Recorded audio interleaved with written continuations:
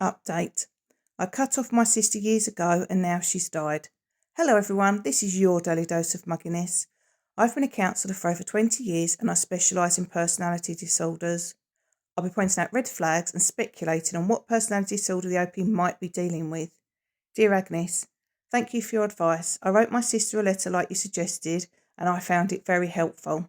I cried absolute buckets while I did it. It really helped me to get my feelings out. I decided to go to the funeral with my husband, who my sister never met, and as soon as I saw my brother-in-law, I felt a raw anger. My sister let that obnoxious man ruin her and her children's lives. I didn't realise till I saw him how angry I was at her for not leaving him and let him hurt her children repeatedly. What kind of mother does that? What kind of mother doesn't protect her children? He sneered at me when he saw me and asked if I'd come hoping for some of my parents' house. I could tell he didn't give a crap that my sister had died. She'd given him 7 beautiful children, had 3 jobs to support his mostly unemployed bum, and he couldn't have cared less. I approached my eldest nibbling, who I learnt is a grandma herself, first, and she was pleased to see me. She cried as she hugged me and said my sister never stopped talking about me. All the things we'd done when we were little and how much she'd missed me. I felt so guilty. I asked her why my sister never contacted me, and she glared over at her dad and said, "Why do you think?" She told me that her and all her siblings have cut their dad off and that the woman who was hanging around him was his mistress.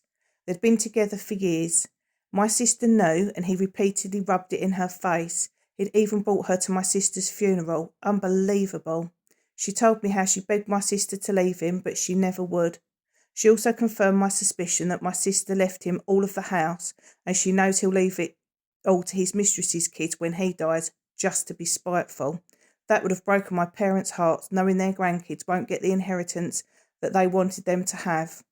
People who aren't even related to us will get everything my parents worked so hard for. I still feel angry and sad, but I'm so pleased I've reconnected with my family. Apart from my husband, they are all I have. I spoke to all 7 of them briefly at the funeral, and I've invited them and their families over just before Christmas.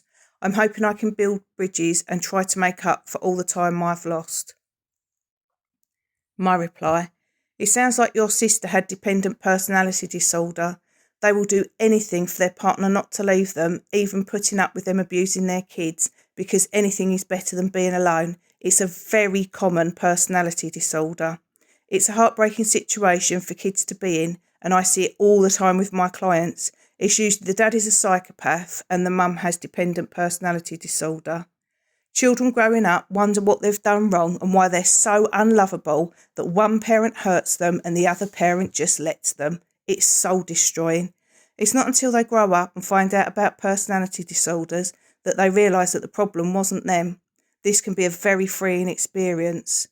This is why I want to teach as many people as I can about them, because many people can't afford counselling, and this gives them a starting point to do their own research. It can cause children to become a codependent or develop a personality disorder. They then can pass the same or another personality disorder onto their kids, and so the cycle continues. Your brother-in-law sounds like a psychopath. 1 in 25 people are. They aren't rare. Parents reading this, please protect your kids' inheritance, especially if you get remarried.